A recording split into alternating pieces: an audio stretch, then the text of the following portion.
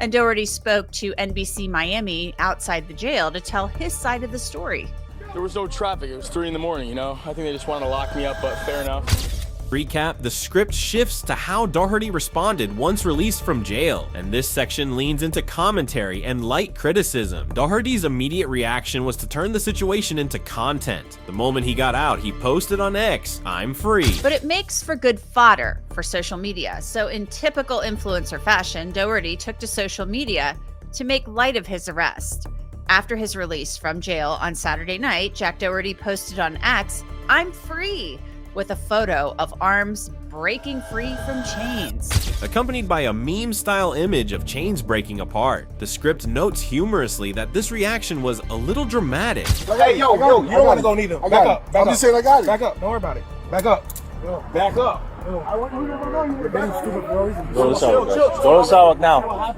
Go to the sidewalk now. You want to go with him? Go to the sidewalk now. Okay.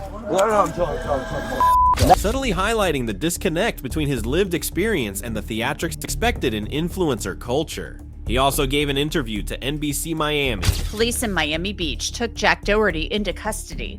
In a post on Facebook, the PD wrote, "We don't bet on public safety." This morning at approximately 3:12 a.m., Miami Beach police officers arrested Jack C. Doherty, age 22. The commentary here adopts a skeptical tone. The host questions whether Doherty truly learned anything, pointing out that partying with a mugshot shirt is hardly a display of remorse. The script uses this as a moment to explore a broader cultural phenomenon. Niggas know the vibes. We outside. Here with my boy Jack. Sir. Fresh home. Yeah, straight out of jail, baby. Straight out of jail. Oh, that's your mugshot? Yeah.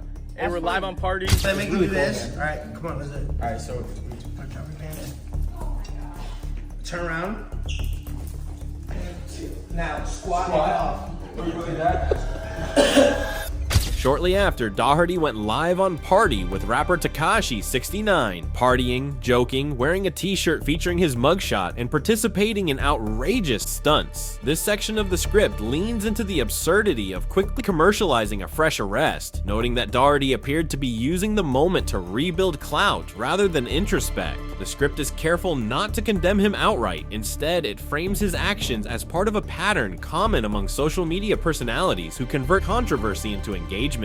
The pacing of this section mimics Doherty's own chaotic post-release behavior. Quick references to videos, streams, and posts show how he rapidly spread his narrative across platforms. The repetition of straight-out-of-jail jokes and the emphasis on Tekashi 69, himself no stranger to controversy, strengthened the theme of influencers performing their lives for their audience. Niggas know the vibes. We outside.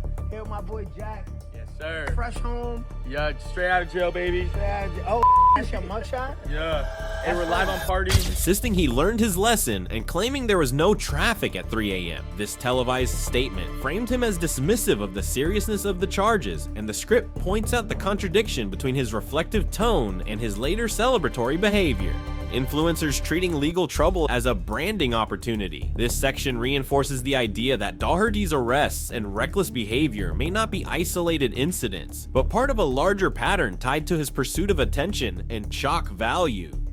The script then shifts to a more serious and educational tone by bringing in a legal expert, a defense attorney experienced with criminal cases. This segment serves as a grounding counterpoint to the previous sections, which are driven by spectacle and personality. Here, the goal is to break down the actual legal implications behind Doherty's actions. The expert explains that the most significant charge is the suspected amphetamine possession, which, if verified, could be filed as a third-degree felony in Florida, carrying a possible 5-year sentence. However, he also outlines key defenses. Many amphetamines are legally prescribed for conditions like ADHD, and possessing a pill outside its bottle isn't illegal if a valid prescription exists. This nuanced explanation gives viewers insight into how charges may or may not hold up. The expert also describes diversion programs available for first-time drug offenders in Florida, which could lead to the charge being dropped entirely if Doherty complies with court-ordered conditions. This explanation helps viewers understand that headlines often exaggerate worst-case scenarios, and real outcomes depend on nuanced legal processes. Regarding cannabis possession, the expert notes that although public attitudes toward marijuana have relaxed nationwide, certain areas of Florida still strictly enforce possession laws.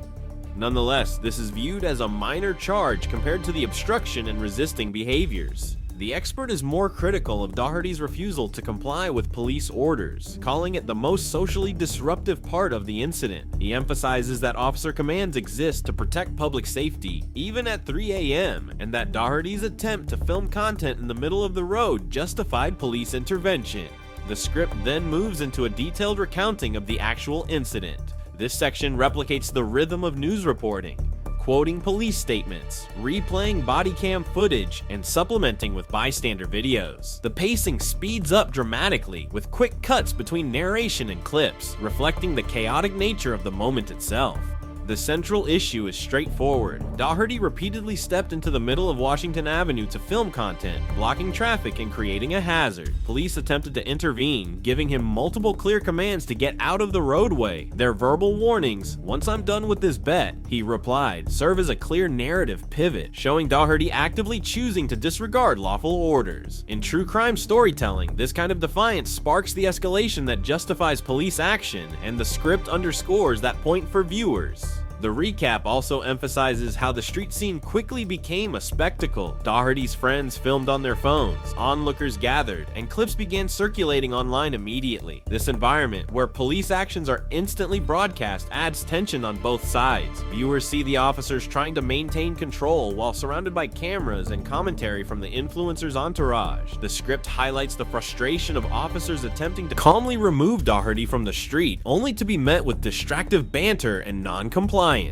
When describing the discovery of the suspected amphetamine pill and 3 cannabis joints, the script maintains neutrality but doesn't shy away from stating facts. Quoting directly from the arrest report adds credibility and roots the narrative in documented detail. The recap doesn't treat this as a high-level drug case, but it does clarify how routine searches work and why possession charges were added. This segment also includes social media crosscuts, showcasing TikTok clips that captured the arrest from different angles. The use of these quick snippets mirrors the fragmented, rapid spread of influencer news across platforms. It reinforces that the incident didn't just happen, it performed itself onto the internet in real time. In this way, the incident recap isn't just reporting what happened, it recreates the sensory overload of the scene. It demonstrates how social media culture transforms real-life moments into viral digital drama, blurring the line between public safety concern and public spectacle. The tone remains engaging but factual, maintaining a balance between entertainment and responsible reporting. Doherty, the script ends on a note of cautious optimism, suggesting this could be a turning point if he chooses to mature. The host reminds viewers that Doherty will appear in court in January, inviting them to stay tuned for updates. This outro maintains engagement, promising future coverage while reinforcing the channel's journalistic consistency.